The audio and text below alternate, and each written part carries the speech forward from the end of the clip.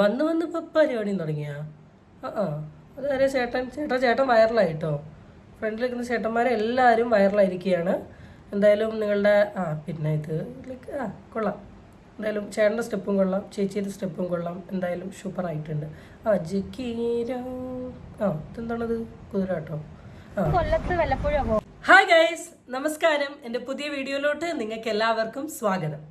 So first of all ഞാൻ ഒരു കാര്യം പറഞ്ഞോട്ടെ.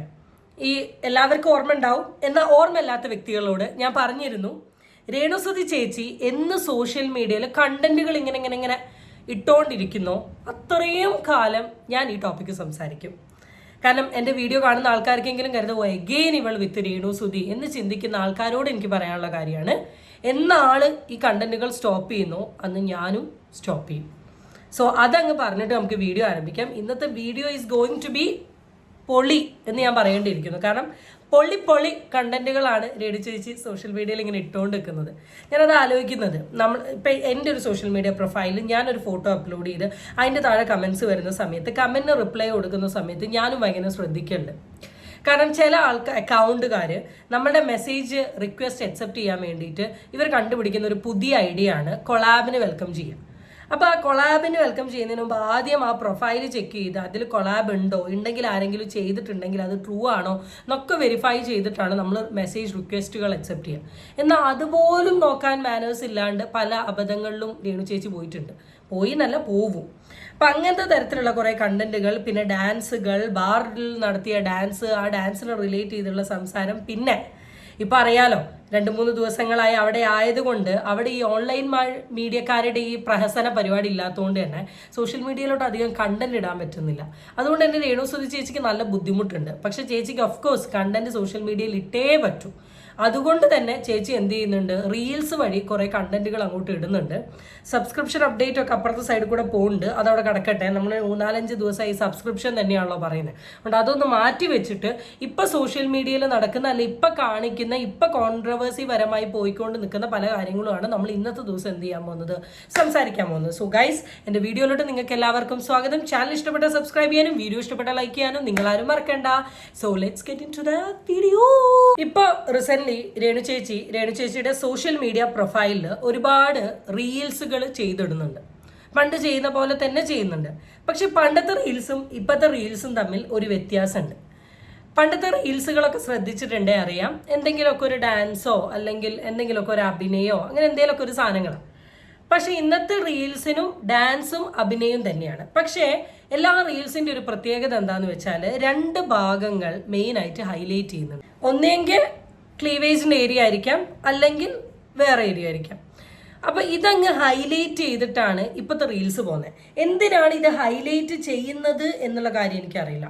ഒന്നെങ്കിൽ ആൾ ഈ റീച്ച് കൂടിയതിനനുസരിച്ച് മോഡേണിസം കൂടി വരുന്നതിൻ്റെ ഭാഗമായിരിക്കാം ഹൈലൈറ്റ് ചെയ്യുന്ന ഒരു റീസൺ.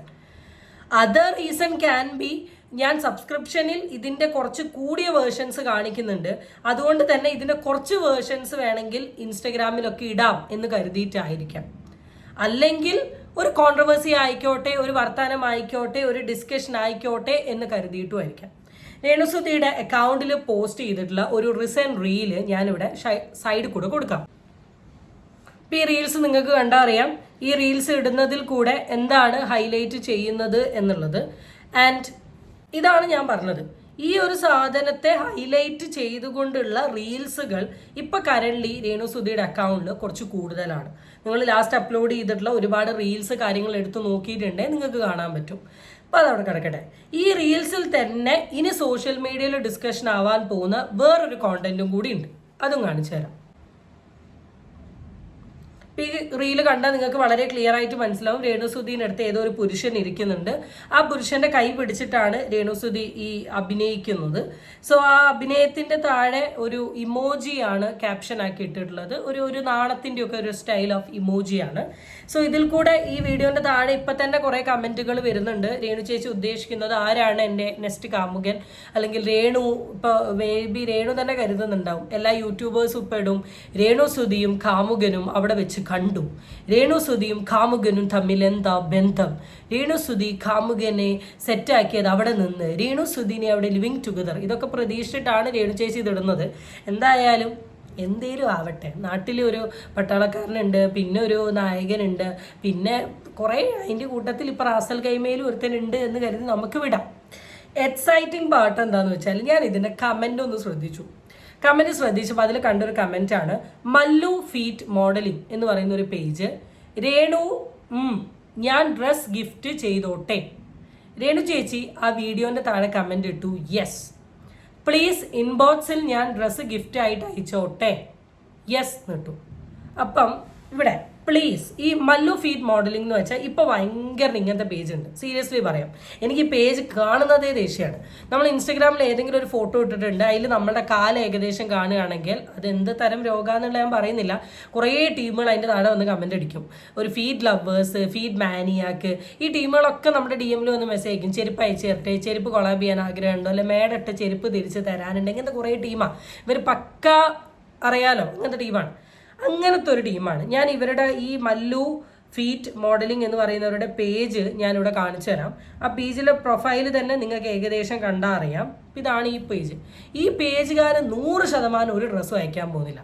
പക്ഷെ മെസ്സേജ് കണ്ടപ്പോഴേക്ക് എനിക്ക് ഡ്രസ്സ് കിട്ടിയെന്ന് കരുതി രേണു ചേച്ചി നേരെ ഇട്ടു, പ്ലീസ് ഇൻബോക്സിൽ ഞാൻ ഡ്രസ്സ് ഗിഫ്റ്റായി അയച്ചോട്ടെ. എങ്ങനെയാണ് ഇൻബോക്സിൽ ഒരാൾക്ക് ഡ്രസ്സ് ഗിഫ്റ്റായിട്ട് അയക്കാൻ പറ്റുക? ഇൻബോക്സിൽ ഒരാൾക്ക് ഡ്രസ്സ് ഗിഫ്റ്റ് ആയിട്ട് അയക്കുന്നുണ്ടെങ്കിൽ എന്തായിരിക്കും ആ ഇൻബോക്സിൽ വരുന്ന ഡ്രസ്സ് ഗിഫ്റ്റ്? അത് പോലും അറിയാണ്ട് കയറി യഷ് എന്നങ്ങ് പറഞ്ഞിട്ടുണ്ട്. ഇതാണ് ഞാൻ രേണു ചേച്ചിയിൽ കാണുന്ന ദ മെയിൻ സാധനം എന്ന് പറയുന്നത്. എവിടെ എന്ത് പറയണം, എന്ത് സംസാരിക്കണം, എങ്ങനെ നിൽക്കണം എന്നുള്ള ഒരു ബോധവും ഈ പെർട്ടിക്കുലർ വുമണിനില്ല. ഞാൻ സൈഡിൽ കൂടെ പ്ലേ ചെയ്യാൻ പോകുന്ന രേണു ചേച്ചിയുടെ ചെമ്പരത്തി ബാറിലെ ഡാൻസ് ആണ്. കാരണം ഇത്രയും കാലം ഞാൻ കണ്ട രേണു സുധിയുടെ ഡാൻസ് വെച്ച് നോക്കുമ്പോൾ കുറച്ചും കൂടെ വൃത്തിയുണ്ട്. ഭയങ്കര വൃത്തി, അടിപൊളി സെറ്റപ്പ് ആയി എന്നറിയില്ല, കുറച്ചും കൂടെ എവിടേക്കൊക്കെയോ ഏതൊക്കെയോ സ്റ്റെപ്പ്, അതിലെ സ്റ്റെപ്പൊക്കെയാണ് ഉദ്ദേശിച്ചിട്ടുള്ളത്. ആ ലെവലിലോട്ട് എത്തിയില്ലെങ്കിലും ഓക്കെ ഫൈൻ. ഇതിന് താഴെ ഭയങ്കര ഇൻട്രസ്റ്റിംഗ് കമൻസ് ഉണ്ട് കേട്ടോ. കുറേ കമൻസ് ഒക്കെ കണ്ടിട്ട് എനിക്ക് ചിരി വന്നിട്ട് വയ്യ. എന്താണ് തമന്ന ഇൻറ്റു തങ്കമ്മ ടിക്ക് എന്ന് പറഞ്ഞിട്ട്, പിന്നെ എന്താണ് എന്തൊക്കെയോ ഈ പാട്ടിനെയും ഈ ഡാൻസിനെയും അതിനെയും ഒക്കെ കളിയാക്കിക്കൊണ്ട് ഒരുപാട് കമൻസ് ഉണ്ട് കേട്ടോ. പക്ഷെ എത്രയൊക്കെ കമൻസ് ഇട്ടിട്ടുണ്ടെങ്കിലും ആളുടെ കാര്യങ്ങളുമായിട്ട് ഭയങ്കര ആക്റ്റീവാണ്, ആളുടെ കാര്യങ്ങൾ ഇങ്ങനെ ചെയ്തുകൊണ്ട് നിൽക്കുകയാണ്, അതൊക്കെ ഗ്രേറ്റ്. പക്ഷേ ചില നേരങ്ങളിലെങ്കിലും ഞാൻ പറയുന്നത്, മറ്റൊരാൾ നമ്മളുടെ ലൈഫിൽ കയറി ഇടപെട്ട് പറയുന്ന എല്ലാ കാര്യങ്ങളും മനസ്സിലാക്കി അണ്ടർസ്റ്റാൻഡ് ചെയ്തുകൊണ്ട് നിങ്ങൾ ജീവിക്കണം എന്നൊരു അഭിപ്രായം എനിക്കില്ല. At the end of the day നിങ്ങളുടെ ലൈഫാണ്, അത് എങ്ങനെ ജീവിക്കണം, എങ്ങനെ പോകണം എന്നൊക്കെ ഉള്ളത് നിങ്ങളുടെ പേഴ്സണൽ ഇഷ്ടം മാത്രമാണ്. അതിലൊന്നും കയറി ഇൻ്റർഫിയർ ചെയ്യാനോ സംസാരിക്കേണ്ടോ അല്ലെങ്കിൽ കേട്ട് മാറേണ്ട ആവശ്യം നിങ്ങൾക്കില്ല. പക്ഷേ ഇത്രയൊക്കെ പറയുന്ന സമയത്ത് നമ്മളെ ഒന്ന് സ്വയം വിലയിരുത്തി മാറ്റങ്ങൾ കൊണ്ടുവരുന്നതിന് ഒരു തെറ്റുമില്ല. ഇപ്പം ഞാൻ ഈ വീഡിയോ ചെയ്യുന്നത് ഞാൻ 100% പെർഫെക്റ്റ് ആയിട്ടുള്ള വ്യക്തിയല്ല. എന്നിൽ ഒരുപാട് ഇംപെർഫെക്ഷൻസ് ഉണ്ട്. ആ ഇംപെർഫെക്ഷൻസ് എനിക്ക് കാണാൻ പറ്റണം എന്നില്ല. കാരണം എന്നെ സംബന്ധിച്ചിട്ട് ഞാൻ ഓൾവേസ് ദി പെർഫെക്റ്റ് ആണ്. പക്ഷേ എൻ്റെ ആ ഇംപെർഫെക്ഷനെ, ഒരേ ഒരു ഇംപെർഫെക്ഷനെ കുറിച്ചിട്ട് എൻ്റെ ചുറ്റുമുള്ള ആൾക്കാർ മുഴുവൻ പറയുകയാണെങ്കിൽ എൻ്റെ ഏതെങ്കിലും ലൈഫിൽ ഒരു സ്റ്റേജിൽ ഞാനൊന്ന് തിങ്ക് ചെയ്യും, ഇനി അതിലെന്തേ സത്യമുണ്ടോ, അല്ലെങ്കിൽ ശരിയാണോ, ഞാൻ കറക്റ്റ് ചെയ്യേണ്ടതുണ്ടോ, ഞാൻ മാറ്റേണ്ടതുണ്ടോ എന്ന് ഞാൻ എൻ്റെ ലൈഫിൽ ഏതെങ്കിലും ഒരു സ്റ്റേജിൽ ഞാൻ തിങ്ക് ചെയ്ത് ഞാൻ കറക്റ്റ് ചെയ്ത് ഞാൻ മാറാൻ ശ്രമിക്കും. ആ ഒരു സാധനം ഇത്ര കാലമായിട്ടും രേണു സുധിയിൽ കാണുന്നില്ലേലോ എന്നാണ് ഞാൻ ആലോചിക്കുന്നത്. വീഡിയോ ചെയ്യുന്ന ആൾക്കാർ, കമൻ്റ് ഇടുന്ന ആൾക്കാർ എല്ലാവരും ഒരുപോലെ ഒരു കാര്യമാണ് ഫോക്കസ് ചെയ്യുന്നത്, നിങ്ങളുടെ ഈ നെഗറ്റീവ് കോൺട്രവേഴ്സി ക്രിയേറ്റ് ചെയ്യുന്നത് ഈ സാധനങ്ങൾ. എന്നാൽ അതൊന്ന് അണ്ടർസ്റ്റാൻഡ് ചെയ്തുകൊണ്ട് അതിൽ ശരിയുണ്ടോ എന്ന് ആലോചിച്ച് ഒന്ന് തിങ്ക് ചെയ്യാൻ ഇവർക്ക് പറ്റുന്നില്ലല്ലോ. തിങ്ക് ചെയ്യാൻ എന്ന് ഇവർക്ക് പറ്റുന്നോ അന്ന് ഇവരുടെ എല്ലാ കോൺട്രവേഴ്സീസും മാറും.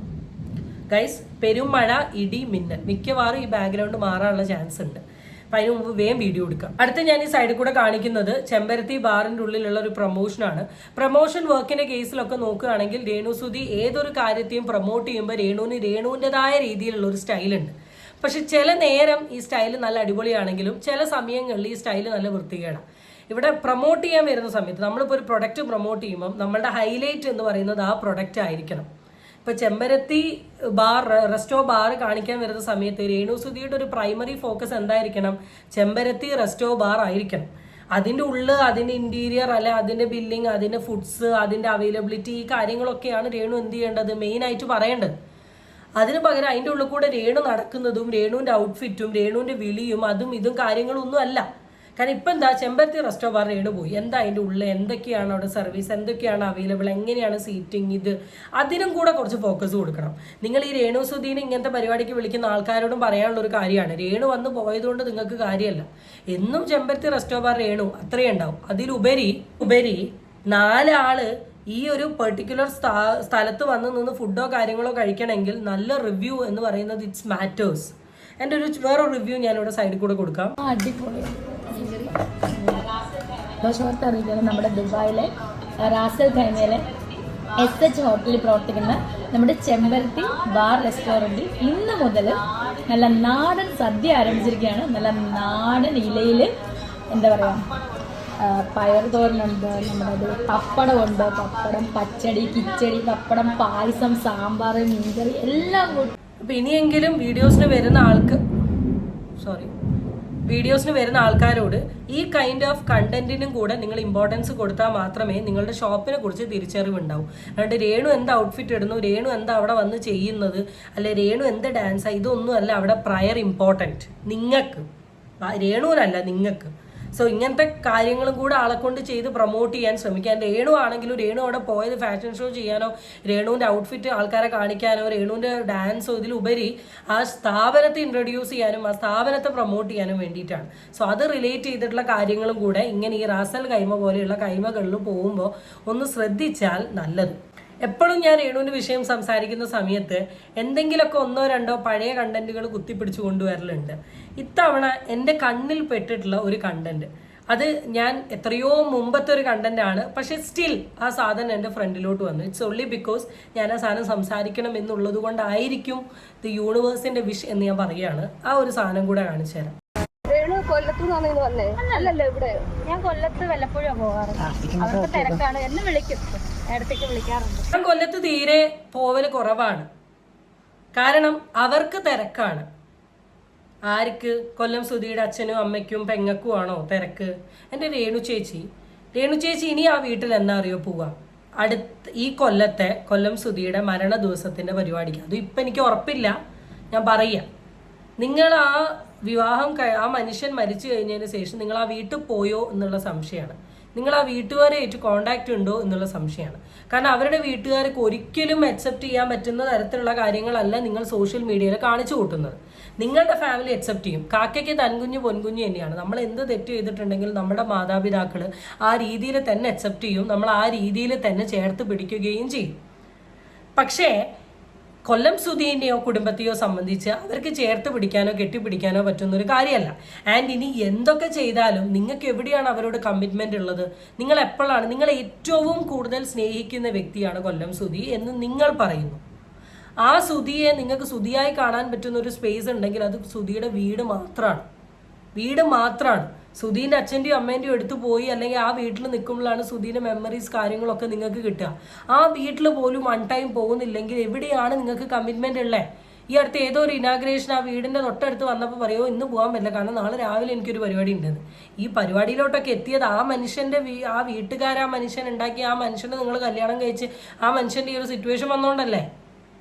എന്നിട്ടാണ് ഇതാണ് രേണുസുധിയുടെ ഒരു റിയൽ ക്യാരക്ടർ. എനിക്കറിയാം എൻ്റെ വീഡിയോ കാണുന്നതിൽ ഒരുപാട് വ്യക്തികൾ രേണുസുധീനെ അന്ധമായി സ്നേഹിക്കുന്ന, അന്ധമായി ഇഷ്ടപ്പെടുന്ന, ഭ്രാന്തമായി നിൽക്കുന്ന കുറേ ടീമുകളുണ്ട്, എനിക്ക് മനസ്സിലാവുന്നുണ്ട്. പക്ഷെ അതിലുപരി നിങ്ങൾ ഈ സൈഡിൽ കൂടെ കാണാൻ ശ്രമിക്കുക. ഏത് കാര്യത്തിനും 2 വ്യൂ ഉണ്ട്. ഓഫ് കോഴ്സ് രേണുസുധിയുടെ പോസിറ്റീവ്സ് ഒക്കെ നമ്മൾ പറയുന്നുണ്ട്, പക്ഷേ ഈ നെഗറ്റീവ്സ് എന്താണ് നിങ്ങൾ അക്സെപ്റ്റ് ചെയ്യാത്തത്? എവിടെയാണ് ട്രൂ ഇല്ലേ? എവിടെയാണ് ജെനുവിൻ ഉള്ളത്? ഈ രാമായണം ചൊല്ലി നടക്കുന്നത് പോലെ, നാരദം നടക്കുന്ന പോലെ കൊല്ലം സുധി എന്ന് പറഞ്ഞിങ്ങനെ നടന്നാൽ അത് ജെനുവിനായോ? അത് ട്രൂ ആയോ? അത് റിയൽ ആയോ? എന്താ നിങ്ങൾക്ക് ഇതിൽ ഫീൽ ചെയ്യുന്നത്? എന്താ നിങ്ങൾക്ക് ഇതിൽ മനസ്സിലാവുന്നത്? എന്താ നിങ്ങൾക്ക് ഇതിൽ അണ്ടർസ്റ്റാൻഡ് ചെയ്യുന്നത്? ഈ ഒരു പെർസ്പെക്റ്റീവിനെ കുറിച്ച് നമ്മൾ സംസാരിക്കാൻ ശ്രമിക്കും. നമ്മളാണ് ഏറ്റവും വലിയ തെറ്റുകാർ.